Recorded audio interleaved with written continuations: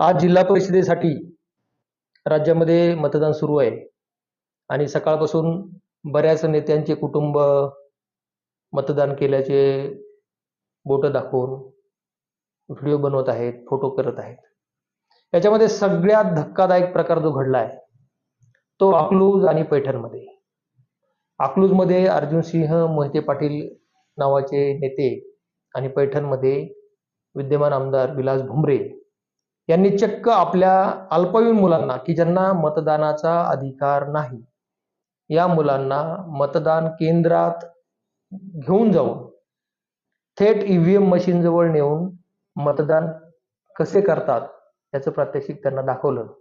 आणि पैठणमध्ये तर याहून मोठी अशी गोष्ट घडली, हास्यास्पद आणि अत्यंत गंभीर, की विलास भुमरे यांच्या मुलाच्या बोटाला शाई सुद्धा अधिकाऱ्यांनी लावून दिली. हौस, मोठ्या नेत्याचा मुलगा आहे, हौस झाली पाहिजे. मी तर म्हणतो की अशा राजकारणी लोकांच्या घरीच ईव्हीएम यंत्र जे आहेत तर ते खेळायला दिले पाहिजे मुलांना, की उद्या ते ईव्हीएम यंत्र जे आहेत तर ते कसे हाताळायचे, किंवा मग बोगस मतदान कसं करून घ्यायचं. आणखीन सगळ्या गोष्टी त्यांना आतापासूनच अवगत झाल्या पाहिजे, कारण की तेच उद्याचे तुमचे नेते आहेत. बापू, भैया, दादा, आप्पा, अण्णा, दीदी, हेच आपले उद्याचे नेते आहेत. तर अशा नेत्यांच्या मुलांना खेळण्यासाठी घरी मतदान यंत्र ईव्हीएम देण्यास काही हरकत नाही. ज्या डॉक्टर बाबासाहेब आंबेडकर, ज्या भारतीय राज्यघटनेनं असा एक बहुमूल्य अधिकार, मतदानाचा अधिकार या लोकशाहीला, या देशाला दिला.